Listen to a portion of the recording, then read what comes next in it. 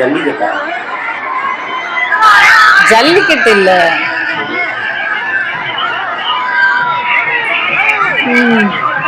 எல்லாம் முக்காடு போட்டுட்டு போய் தலைக்கு சேஃப்டி பண்ணிட்டு போய் படுக்கிறாங்க. எல்லாம் என்னத்துக்கு படுக்கிறாங்கன்னு தெரியல.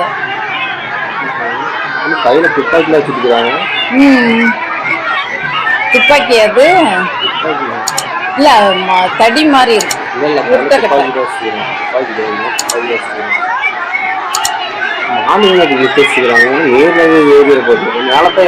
மேலதான் ஏத்துறாங்க, மனுஷனுக்கு மேலதான் ஏத்துறாங்க. மாட்டுக்கு அலங்காரம் பண்ணி இருக்கிறாங்க பலூன் கட்டி. ஐயோ, இவ்வளோ மாடு வருது. ஐயோ, ஒரு மாடு கீழே படுத்துருச்சு, உழுந்து போச்சு எல்லாரும் மேலயும். ஐயோ, மாட்டு தூக்கி விடுறாங்க. ஆளுங்க மேல ஏறி தூக்கி விடுறாங்க. ஐயோ, மட்டை ஏறிட்டு போகுது அவங்க மேலேயே.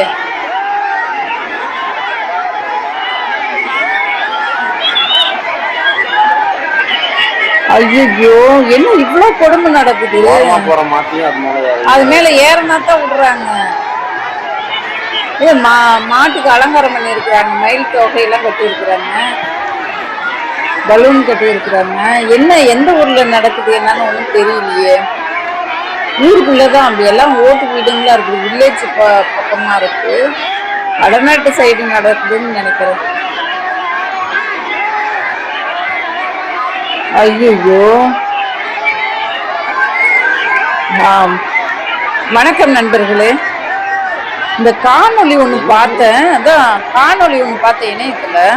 ரொம்ப பார்த்தாவே அதிர்ச்சி ஆகுது, ஷாக் ஆயிடுச்சு. என்னடா அது, இப்படி ஒரு காணொலியா, இப்படி ஒரு வீடியோவான்னு சொல்லிட்டு அதிர்ச்சி ஆகுது.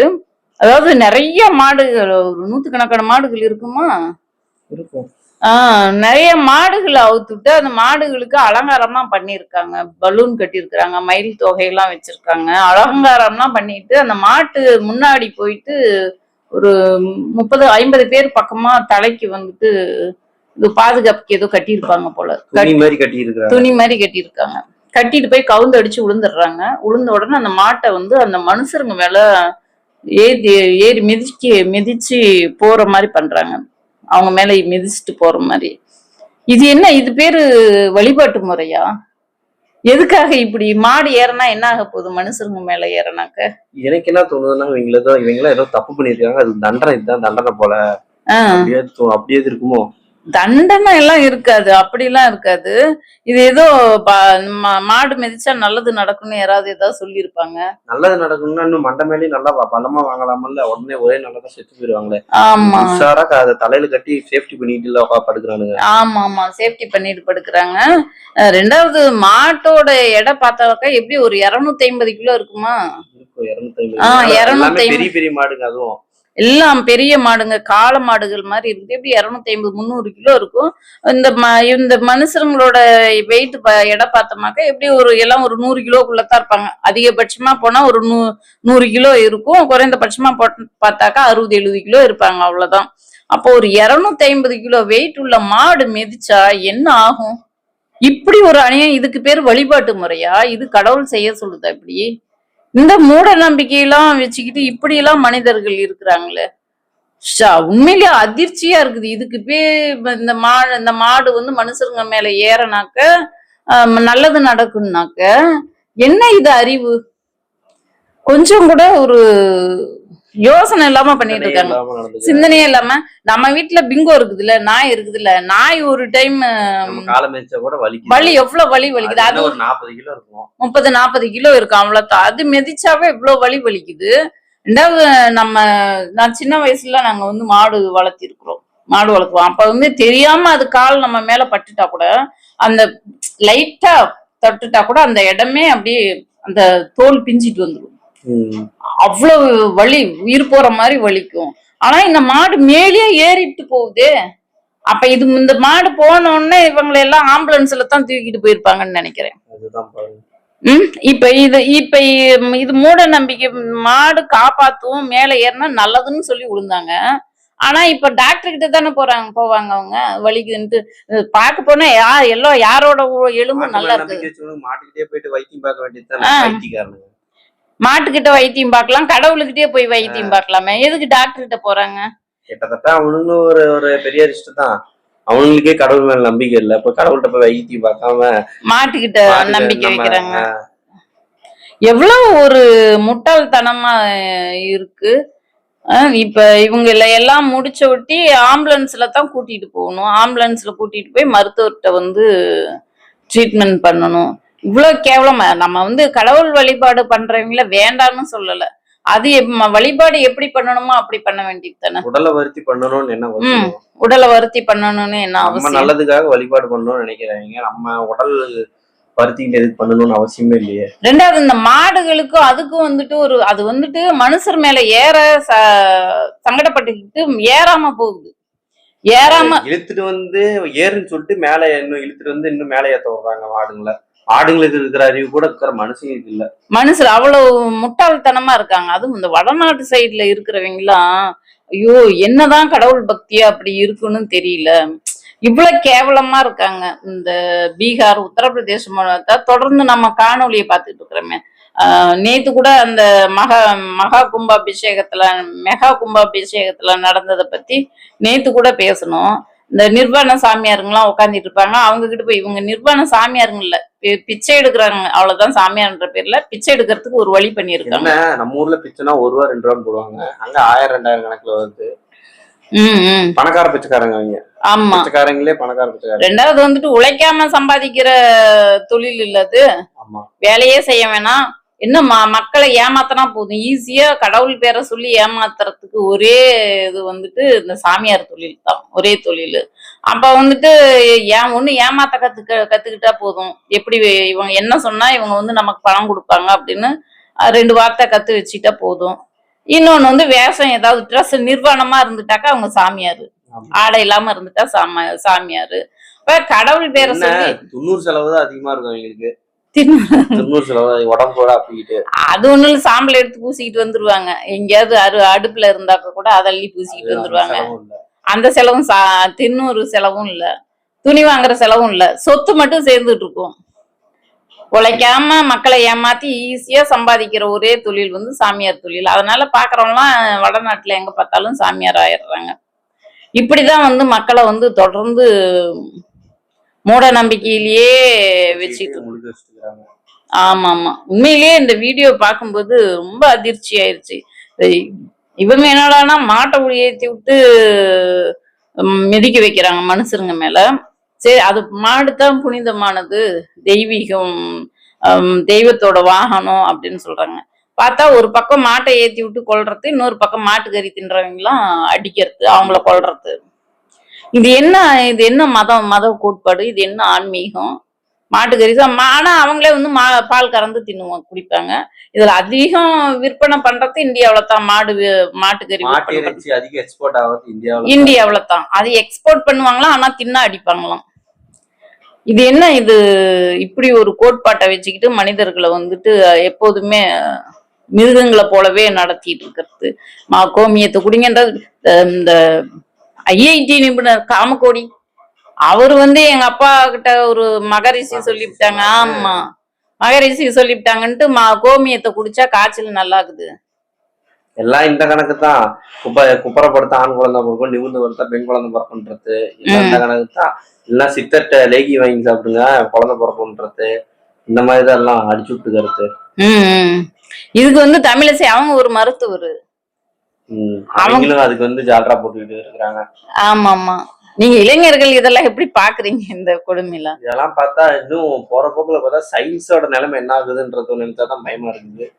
எல்லாம் ராத்திரி பகலும் பார்த்துட்டு ஒரு லேபரேட்டரி வச்சு எல்லாம் பண்ணி ஆராய்ச்சி பண்ணி கொண்டு வரதை இவங்க என்னமோ சித்தருங்களும் மூலிகை வைத்தியம் தான் சொல்லி இருக்கிறாங்க. இவங்க தான் புதுசா கண்டுபிடிச்சிருக்கிறாங்க.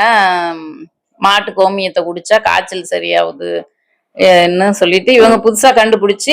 இதெல்லாம் எதுக்காக அப்படி சொல்றாங்கன்னாக்க, மக்களை எப்பயுமே படிக்காம அப்படியே முட்டாளாவே வச்சிட்டு இருந்தாக்க அவங்களுக்கு முட்டாளா இருக்கிறாங்க தானே. ஏன் எதுக்குன்னு கேள்வி கேட்காம நம்ம ஈஸியா மேல ஏறி குதிரை ஓட்டலாம். ஆமா ஆமா, ஓட்டை வந்து எல்லா அவங்க கணக்கு எல்லாமே ஓட்டை கணக்கு போடுறது தான்.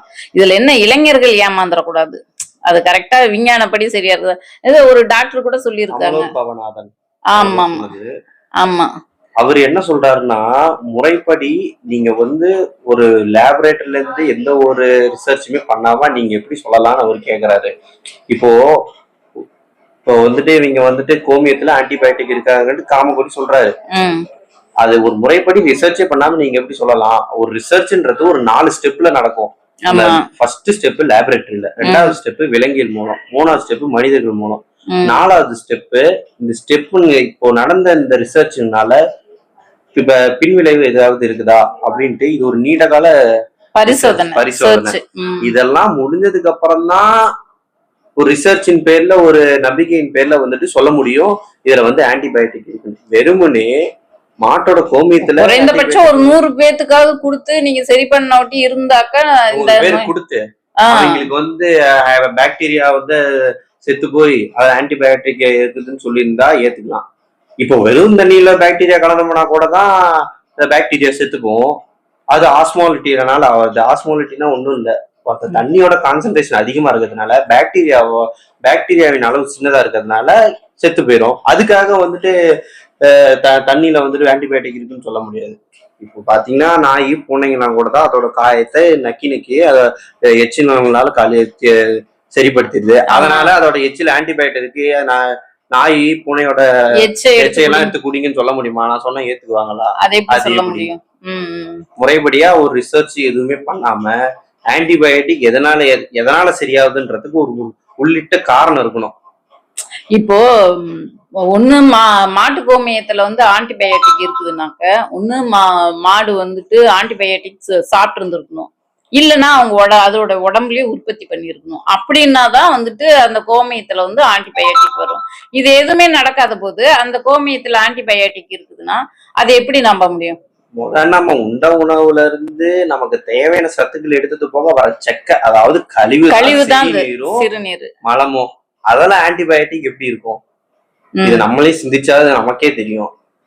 இல்ல மாட்டு கோமியத்துல ஆன்டிபயோட்டிக் இருக்குதுனாக்க அதுல போயிட்டு பாக்டீரியாவை போட்டா மாட்டு கோமியத்துல இருக்கிற பாக்டீரியாவும் செத்து போகும். அதுல ஆன்டிபயோட்டிக் இருக்குதுன்னா எல்லா உயிரினங்களா இருக்கிறதுல மனித சிறுநீர்ல கூட தான் ஆன்டிபயோட்டிக் இருக்கும். மனித சிறுநீர் எல்லாம் வாங்கி குடிக்கலாம். அப்ப குடிக்க சொல்லுவாங்களா அத மனித சிறுநீரை? சொல்ல போனா அதுன்னு சொன்னாலும் சொல்லிருவாங்க. பயமா இருக்குது இவங்க பேசுற பேச்ச. முத கண்டுபிடித்த பெனிசிலின்ல இருந்து இப்ப அன்றாட கண்டுபிடிச்சிட்டு வர ஒவ்வொரு ஆன்டிபயோட்டிக்குமே இந்த ஆன்டிபயோட்டிக் இந்த பாக்டீரியாவை மட்டும்தான் கொல்லும் அப்படின்றதுதான் இருக்குது. இந்த ஆன்டிபயோட்டிக் எல்லா பாக்டீரியாவுமே கொல்லும்னு எந்த ஒரு இதுவுமே இல்லை. இப்ப சிறுநீர் நீங்க சொல்ற மாதிரி எந்த பாக்டீரியாவை கொல்லுது அதை நீங்க ஆன்டிபயோட்டிக்னு சொல்றீங்க. பொதுப்படியா பாக்டீரியாவை கொல்லுதுன்னு எந்த ஒரு ஆன்டிபயோட்டிக்குமே இல்ல. அந்த மாதிரி நீங்க எதை வச்சு சொல்றீங்க? எனக்கு ஒண்ணும் புரியல. இவங்க சொல்றதெல்லாம் பார்த்தா உண்மையிலேயே இந்த ஆன்மீகத்துல நம்பிக்கை உள்ளவங்க. உண்மையிலேயே வந்து நம்ம ஆன்மீகத்துல நம்பிக்கை இருக்கட்டுமே, அது ஒண்ணும் நம்ம தப்பா சொல்லல. அத நம்பிக்கிட்டு போயிட்டு இவங்க தமிழிசை சொல்றத வச்சுக்கிட்டு இந்த IIT அவரு ஒரு இயக்குனர் படிச்சவங்க எல்லாம் சரியாத்தான் சொல்லுவாங்க அப்படிங்கிற பொதுவான ஒரு புத்தியும் இருக்குது. இவன் படிச்சவன் உண்மையத்தான் பேசுவான் அப்படின்ற புத்தி இருக்குது. இவங்க இந்த தமிழிசை ஒரு மருத்துவர், அவரு IIT காமகோடி ஒரு இயக்குனரா இருந்துட்டு இவங்க ஒருவேளை உண்மைத்தான்னு நம்பி போய் யாராவது கோமயத்தை குடிச்சா அது என்ன ஆகும்? இப்ப இளைஞர்கள்லாம் இப்ப ஆன்மீகவாதியா இருக்கிறாங்க. ஆண்டாண்டு காலமா பசுமாடு வந்து தெய்வத்தோட வாகனம், தெய்வத்தன்மை வாய்ந்தது அப்படின்னு சொல்லி மக்களோட மைண்ட்ல புகுத்தி வச்சுட்டாங்க. இவங்க சொன்னதை நம்பி போய் குடிச்சாக்க என்ன? அதிகாரத்துல இருக்கிறவரு இப்படி பேசலாமா? வரும் ஒரு யோகி சொன்னாரு, மகரிஷி சொன்னாருன்னு ஒரு பேச்சு எப்படி எடுத்துட்டு வரலாம் ஒரு அதிகாரத்துல இருக்கிறவரு? தப்பான முன்னுதாரணங்களை மக்கள்கிட்ட வந்துட்டு இந்த தமிழிசை பிஜேபியோட கோட்பாடுகள் வந்து தப்பான முன்னுதாரணங்களை கொடுத்துட்டு இருக்காங்க. எப்படி வடநாட்டுல கோமியத்தை குடிக்கிறாங்களோ அதை இங்கேயும் குடிங்க அப்படின்னு கொண்டுகிட்டு வந்து புகுத்துறாங்க. இத வேற தமிழிசை வந்து அறிவியல் பூர்வமா என்று சொல்லுது. ஆனா இந்திய தேசிய மருத்துவ ஆய்வு வந்துட்டு அப்படியெல்லாம் ஒண்ணும் இல்லை, இந்த மாதிரி எதுவும் எந்த ஒரு அறிவியல் பூர்வமாகவும் நிரூபிக்கப்படல என்று சொல்லி அங்க இருக்கிற மருத்துவர்கள்லாம் கண்டனம் தெரிவிச்சிருக்காங்க. இது எங்க கொண்டுட்டு போய் முடியும்? இந்த மாதிரி எல்லாம் பண்ணிட்டு இருக்கிறது உண்மையிலேயே ரொம்ப கடினமா இருக்குது. அந்த மாட்டை மனுஷர் மேல ஏத்துனதும் சரி, மாட்டு கறியை தின்றாங்க நடிக்க, இதெல்லாம் அவங்கவங்க உரிமை. கறி சாப்பிடுறது, உடை உடுத்துறது, இதெல்லாம் அவங்கவங்க உரிமை.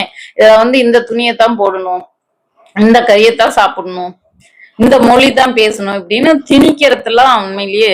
நீங்க அதை பத்தி என்ன நினைக்கிறீங்க? இளைஞர்களோட கருத்து தான் ரொம்ப முக்கியம். இளைஞர்கள் எந்த மாதிரி எல்லாம் உங்க ஃப்ரெண்ட்ஸ் எல்லாம் நினைக்கிறாங்க? மொழி, இனம் இப்படின்னு போயிட்டு இருந்த அரசியல் கோமிய வரைக்கும் இறங்கிட்டாங்களேன்னு சொல்லிட்டு இவ்வளவு கேவலமா இருக்கிறாங்களேன்னு சொல்லிட்டு கேவலப்படவா, இன்னும் என்னவா பண்ண போறாங்கன்னு வச்சு பயப்படவான்னு எனக்கு தெரியல. ஆனா அவங்க ரொம்ப நாளா கோமிய அரசியல் பண்ணிட்டு இருக்காங்க. உங்களுக்கு இது புதுசா இருக்குது. ஏன்னா நம்ம யோகி ஆதித்யநாத் இருக்காருல்ல, அவர் அன்றாடம் தினம் எந்திரிச்சோன்னா கோமியத்தை புடிச்சு புடிச்சு இப்படித்தான் வெளியே வருவாரு. உத்தரப்பிரதேச முதல்வரா இருக்கிறாரு. ஏன் நம்ம பிரதமர் அவரே கோமாதான் போட்டு அந்த கோமியத்தை புடிச்சு தலையில தெளிச்சுக்கிட்டு வருவாரு. அவங்களுக்குலாம் அந்த அளவுக்கு நம்பிக்கை இருக்கு. எல்லாருமே பிஜேபியில இருக்கிறவங்க எல்லாருமே ஒரே குரலா ஒழிப்பாங்க. எல்லாம் மாட்டு கோமயம், கோமாதா. ஆமா ஆமா. இப்போ அங்க உத்தரப்பிரதேசத்துல மனுஷங்களுக்கு பாதுகாப்பு கொடுக்கறதுக்கு எந்த ஒரு இதுவும் இல்லை. ஆனா கோசாலைன்னு வச்சிருக்காங்க. அங்க மாடுகளை பராமரிக்கிறேன்னு சொல்லிட்டு அந்த மாடுகளை அந்த கோசாலைன்னு வச்சது மாடுகளை பராமரிக்கிறது. மாடுக்கு எங்க முள்ளு குத்தின்னு போட்டு இப்படி தரையில முள்ளு எதுவும் குத்திரக்கூடாது, பூ போடுவோன்னு சொல்லுவாங்களே, அது மாதிரி இவங்களை படுக்க வச்சு மாடு மேல எதுவும் குத்திரக்கூடாது, மாடு பாத்திரமா போகணுன்றதுக்கோசம் அவங்க கீழே படுக்க வச்சு இருக்கலாம் கூட. அதுக்கு மேக்கப்ப பத்தி எவ்வளவு மேக்கப், பலூனை கட்டி மயில் தொகையை கட்டிக்கிட்டு எவ்வளவு அலங்காரம் அதுக்கு பண்ணிருக்கிறாங்க. இது மனுஷருங்கெல்லாம் பாவம் எல்லாம் நல்ல துணி கூட இல்லாம போய் குப்பைமேட்டுல போய் படுக்க வைக்கிறாங்க. அந்த மாதிரி இருக்கு. அந்த கோசாலையில இருக்கிற மாடுகளுக்கு எல்லாம் உரிய பாதுகாப்பு இல்லாம, நல்ல சாப்பாடு இல்லாம, அதுக்காக ஒரு பெரும் நிதி ஒதுக்குனாங்க, சாலை பராமரிப்புன்னு சொல்லிட்டு. கடைசியா அந்த மாடுகள் எல்லாம் சாப்பாடு இல்லாம ஒல்லி குச்சி மாதிரி ஆகி அங்க இருக்கிற விலங்கு ஆர்வலர்கள் அதுக்காக போராடிட்டு இருந்தாங்க. இப்படித்தான் இருக்குது இவங்களோட நிலைமை. எதுலயா ஒண்ணு கொள்ளையடிக்கணும், மக்கள்கிட்ட மூட நம்பிக்கையை புகுத்தி அவங்களை எப்பயும் முட்டாளாவே வச்சிருக்கணும். இதான் கல்வின்றத அவங்களுக்கு அவங்க கண்ணுல காட்டவே கூடாது. கல்வி மறுக்கப்பட்ட சமூகமாவே தான் வச்சுட்டு இருக்காங்க. நீங்க என்ன சொல்ல வரீங்க? அதான் சொல்ல வேண்டியதெல்லாம் சொல்லியாச்சு, நீங்களே சொல்லிட்டீங்க. இது மேல என்னத்த சொல்றது? எல்லாம் கோமாதேவி பாத்துக்குவாங்க. கோமாதா பாத்துக்குவாங்க. கோமாதா பாத்துக்குவாங்க. பாரத மாதாக்கு ஜெய சொல்லிட்டு போயிட்டே இருக்க வேண்டியதுதான். அவ்வளவுதான், வேலை முடிஞ்சது. மீண்டும் இன்னொரு சந்தர்ப்பத்துல சந்திப்போம். நன்றி, வணக்கம்.